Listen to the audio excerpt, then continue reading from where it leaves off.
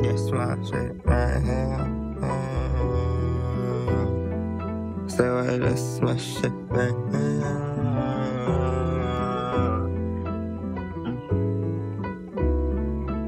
Mm. Welcome back to another episode of Road to William. I wanted to talk about The Piano Lesson. I've never watched the original, never seen the plays or anything like that. I was like, I've been hearing a little bit about the movie, and so I was like, it was one of them nights where it's like, you know what, let me try it. I've been wanting to watch something new, something I haven't seen before. So I decided to do that. There will be spoilers in here. This is really just my recap of went down. So this piano has been in their family. Oh, let me start from this. So it starts off with Boy Willie and Lyman going over to Doker's home where his sister Bernice lives and her daughter Maritha lives. They're basically trying to make some money. They got this truck with watermelons, trying to make them some bread. But Boy Willie's character is really stuck on getting this family heirloom, which is the piano. And the piano has been in the family at least 25 years. Boy, Willie, the story with how they got the piano was his father, Doker, and some other people decided to grab this piano because it held a lot of value to the family and the generations family. But it's been in their possession for 25 years, but it goes further than that. I enjoyed learning this story, and the acting was on point, directed by, the Washingtons. We all know them at this point. You should. What I took away from this story, because I don't really want to just go over what happened, like, you should watch it if you haven't. But for me, at first I was like, okay, I don't know anything about anyone's character or what's going on. I like how I kept getting like sucked back into the story, because a lot of times just movies in general, it could be like a delay for the first 15 minutes, or maybe it's action, but then it tapers off, you're like, oh, okay. And then you got to find your way back. I don't know if there was really too many of times where I felt like I had to start over and get back into the movie again, which is good. Like you don't want that. And so I like how they kind of just kept it in-house because it is based off a play. So a lot of times they kind of try and keep it in one area anyways, but they gave us a little outside life, but I like how they kept it just in the crib because it's important to understand the conversation. It's important to like if they were just moving and moving outside, we would have got lost. The story wouldn't have been as enriched. There was parts in the film where I'm like, wow, like the shot of when Bernice she finally decided to, well, she ain't had no choice. Like her brother was up there getting his ass kicked by the ghost. Okay. We'll get to that. But so she's saving her brother's life by doing something she didn't want to do in the first place. You kind of get a background of her story growing up as a child, like her version of how she was raised versus how Boy Willie saw their parents and how they were raised. Like the mother was like adamant on her playing this piano because when you play the piano, your ancestors are like there for you. It's like a call to your ancestors, like, I need help in the most spiritual, in the most non-human experienced way. I need help beyond the call.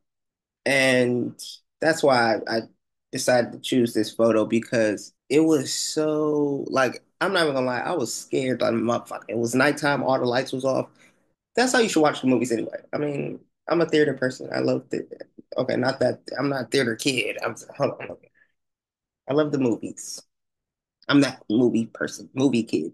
I'm the movie kid, not the theater kid. I'm the movie kid. I like going to the movies. But even if you can't go to the movies or don't want to go to the movies, you can set that in your space and get this. I think it's important to do that, set this tone. Like when you're at, I don't know how many of y'all go to plays or theaters, whatnot, but this is a little random fact about me. I used to be an usher when I was in the mill back in the day, little Kareem, ushering, and I saw a lot of plays, a lot of Broadway, all that. Random. I really liked Wicked, the play. I haven't seen the movie. I might go and see the movies for that because it's still in theaters. So it's like, just go. So Wicked was one of my favorite plays. West Side Story because just the setup of it on the stage was lit. Oh, Jersey Boys. I have a song called Jersey Boy. It's only on SoundCloud, but that's how much I really like Jersey Boys that years later I would make like I pay homage to it in a way. Anyway, random fact about me. Okay, so I sat in a lot of plays, which was like the perk to that job. I am gonna lie. Like you couldn't sit in every play, but if sometimes they'd be like, yeah, y'all go sit, go on in there. Yeah. Once you see everybody go. Good times, good times. Met a lot of dope people. Rest in peace, Jamel. She was the first person that like welcomed me in the Usher crew, and dope person. And we would have so many long talks about life and what we wanted to do, like, and she was a really great friend. And so, but I didn't know we were gonna talk about get this deep into it. Okay. I didn't know. But I think it's important that like when you watch film, you gotta set the tone. When you go to a Broadway play or whatever, what do? You get dressed up in your best fit, take your one bomb bomb, or take one of your homies, take one of your family, whatever. It's like going to a restaurant. Who you want to go with? Let's go. It's the tone of it. It's important that like if you're gonna watch this film, set the tone. It's like going literally to a play because it's based off a play. You have to set the tone. The lighting is everything because this is just a flash of what we seen. This is not just a full shot and it's just lit the whole time. It's like, oh, that'd be nice. We can see flash of your ancestors with you. Like you may not can't see them, but they're there. They're with you. I think that's fire. I think that's fire. Bernice and Boy Willie had this rivalry between should we sell it, should we not? One person wants to sell it, one person, Boy Willie wants to sell it because he's like, what's the use of holding on to this tragic past that we have to remind ourselves of when we could be living off of it, making money off of it? This was in the slave owner's house, they're the whole reason. They just, it was lit. It was lit. But Bernice is more like, no, this is our families. This is something we own. This is something we have like with us. And when we need them, this is our call. This is worth more than any money you could ever make off of this. And so she was, even though you can look at that as honorable, you can see how frustrating and painful that could be for her because it's like, no, I get it. Like, yeah, money is tight. Yeah, we could be living better, but we are living. There's food on the table. We got clothes on our back there. We got a home. We're safer than where our people came from, where we came from. Like, and she has a child and she don't want her child to go through any extra pain, I like how they kept it because and how she stood her ground. Like no matter how loud or boastful you may come through, nothing's more powerful than standing your ground. Because he could have came in there and just tried to intimidate her the whole nine, which he did try to do, and she kept it P. Like, no. Her and Lyman, Bernice and Lyman's story, I'm gonna lie, that kind of shocked me how it went because I was thinking like, oh, Bernice not gonna really give him the time of day. But then we kind of learned about her too and her life, what's going on in her life. Besides her having a kid, like the whole main reason why she's upset with her brother is because Lyman Boy Willie and her husband were out one night. This was like 3 years prior to him coming to visit them, but her husband ended up dying when she was with Lyman and Boy Willie, and she's trying to figure out like what happened, and he's not being truthful, and that was the whole thing with his character. Like Boy Willie was like lying the whole movie. I don't care what y'all say. He pushed that white man down that well. Okay. He because he ain't come after no one else but him. He could have went after Doker for being part of stealing the piano. And Doker said when you start checking off the list, you knew he was lying.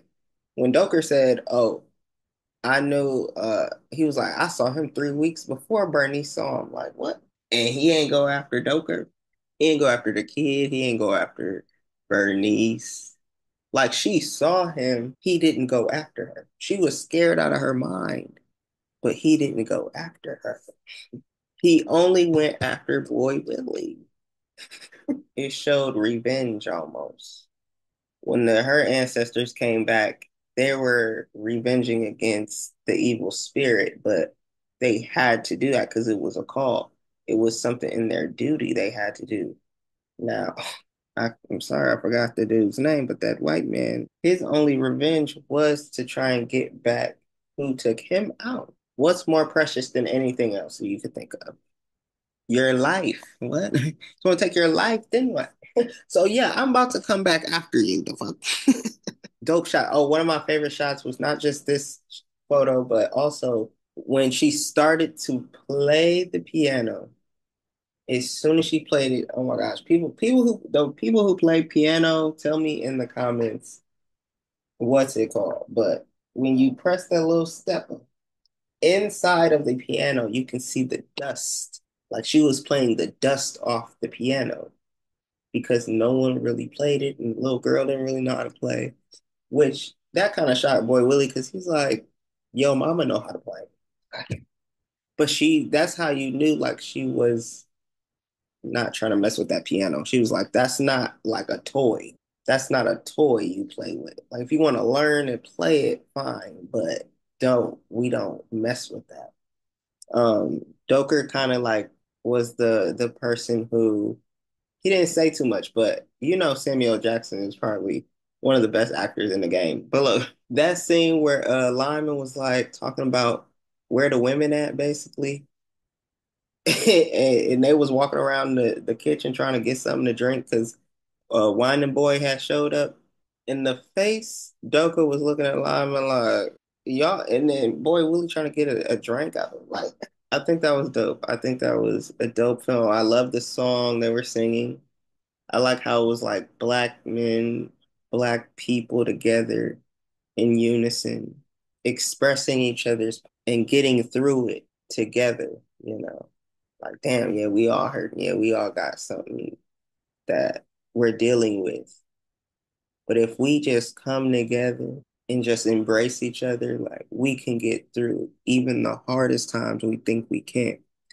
Um, Bernice, back to Bernice, Lyman, and Avery. Now, Avery, I remember the person who played him, he played Dr. Dre in the Straight Outta Compton film. Great actor. He's been in probably other stuff too, but I remember from that. I was shocked that Bernice and Lyman were getting together because Bernice and Avery kind of reminded me, he gave me like a Martin Luther King vibe because it's like, oh, I'm trying to start this church. I want my first lady with me type thing. And not that that's how Martin and them were in real life, but I'm like, that's what it reminded me of like, he's this preacher, but then he has like this past. So you can add Malcolm into that, right? Because Malcolm X, he's known for embracing his past. He started from the bottom. He had to build himself up. So it kind of gave that because they were talking crap about Avery before he even got into the spot. They said he called himself a preacher now. And that right there, a lot of times we kind of like don't believe anyone can change. And it holds people back because you limit people on who they could be, what they could do, you know. And Boy Willie's judging because, you know, well, I ain't seen this one in years, but the last time I seen him, right. But Avery's character was interesting too because he was doing something he's never done in his ministry. But back in those times, I don't know how often people do that now, but like exorcists, but like he was so terrified, like I don't know if I'm even qualified to do it. And he ended up not being able to, but he helped start it. Like sometimes that was a good lesson to show. Like sometimes you might need the help, but you don't really need like a push is good enough. You know what I mean? It's like if you're like, I want people to come to my basketball game to support, but I don't need you in the game. You know what I mean? Like, y'all see what I'm saying? Like, you know what I mean? They're like, bro, you're insane. But Wine and Boy's character loved him. He was like, it reminded me like of the Bible with his character when he came in drunk and how God can use even the people you would even the people would overlook. Like who's gonna take this drunk man serious? But he's the one who started this whole thing, right? Um, so that to me just showed that like God can use anybody, and you shouldn't judge anyone. Bernice, I'm going back to that because I still haven't made my point across. Bernice had to, she was scared to love again. Her husband passed years ago, and she had this kind of like quote unquote perfect guy in front of her, which was Avery. Like, you know, he checks all the boxes. You know, he's, you know, for the community, he wants to preach, he wants you by his side, he believes in what you can do. And y'all do have some type of love for each other. And it ain't really all about lust or none of that. Like, you're like, okay, okay, I can see y'all. But that shows you that that's not enough. You don't want just like that, quote unquote, what you should have in society's eyes. Something in her still didn't feel right to love him.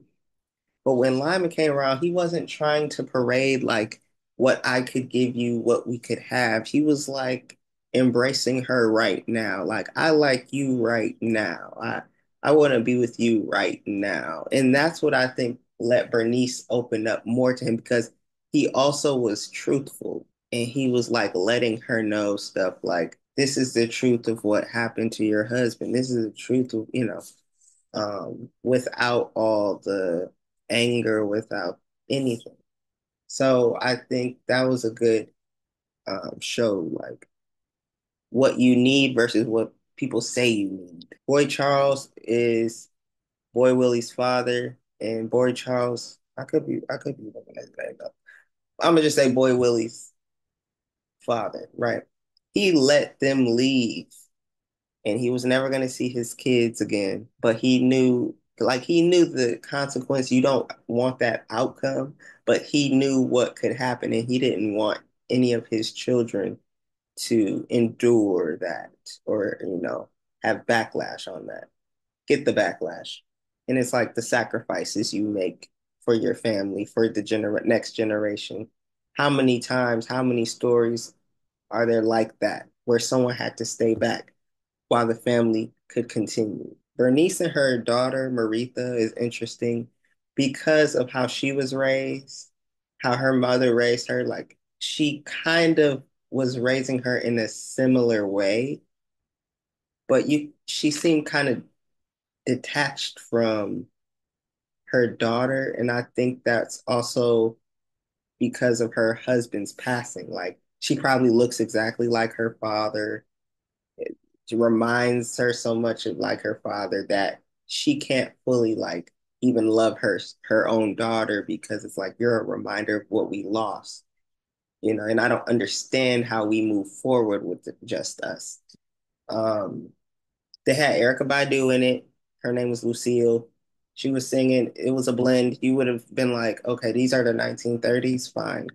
Yep. And Erica Badu fits you could put her in any era and you'd be like, yep, makes sense, right? The music was fire, of course. But yeah, that's what I have for y'all. I recommend it. 10 out of 10 for me, 5 out of 5 stars. Was produced, directed by Denzel and his sons. His son was in it. One of his sons was in it. It was a great cast, great story. I'm gonna keep it a buck. I'm gonna have to try again, but I tried watching the piano lesson the next day, the original one, and it was so much like this new one that I kind of got annoyed, and so I'm like, I have to watch it like further than just back to back because I was like, maybe it's just too. I'll watch it later. It's just some stuff I like. It was annoying the shit out of me a little bit, but I mean, they got to keep it like the play, right? But um, I'll come back to the piano lesson because Courtney B. Vance is in it, and that's probably one of my favorite actors of all time. And you're like, bro, you're crazy. No, for real. I'm being honest. But that's it. Let me know in the comments what your favorite part of this film was. Um, definitely recommend. It is. I'm not even gonna cap it. Parts were like a jump scare. And but I was fucking with it. I was fucking. I like it. I like it. Great story, great actors, great cinematography. If you haven't seen this film already, make sure you like, comment, subscribe. We're on this road to this daily drop.